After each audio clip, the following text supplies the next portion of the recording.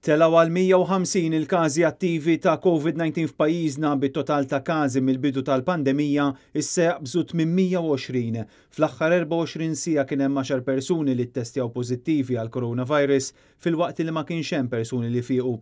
Dawn in-numri reġgħu ħarġu minn stqarrija tal-Ministeru tas-Saħħa għaliex il-bulettini mediċi għadhom mhumiex isiru. L-informazzjoni ma tinkludix kemm hemm każi bħalissa fl-isptarijiet.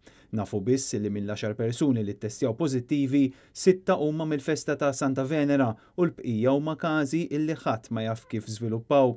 Bħalissa f'Malta, ir-rata ta' trasmissjoni ta' COVID-19 tinsab fil-livell ta' ftit aktar minn wieħed.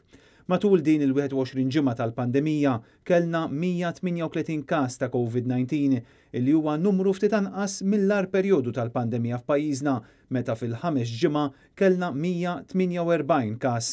U fil-waqt li n-numri f'pajjiżna qed ikomplu jiżdiedu, xorta għadhom ma ddaħħlu ebda miżuri relatati mal-waslit fl-ajruport minn żoni meqjusa riskjużi fosthom Spanja.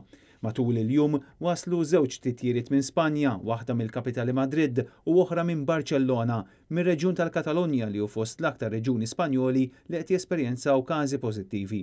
Apparti l-waslit minn Spanja kellna wkoll 4 titjiriet illi waslu mir-Renju Unit, pajjiż li għadu kif ħabbar lockdown parzjali għal 4 miljun persuna fit-Tramuntana. Intant, fitra mibgħuta mill-President tal-Federazzjoni Internazzjonali tad-Dijabete intqal li hija ħasra li l-Gvern Malti qed jiġi jqum mill-vulnerabbli, partikolarment l-40,000 li f'pajjiżna għandhom il-kondizzjoni tad-dijabete. F'din littra jibsa, il-President tal-Federazzjoni Internazzjonali tad-Dijabete appella lill-Gvern biex b'mod immedjat jieħu azzjoni u jwaqqaf l-attivitajiet kollha tal-massa.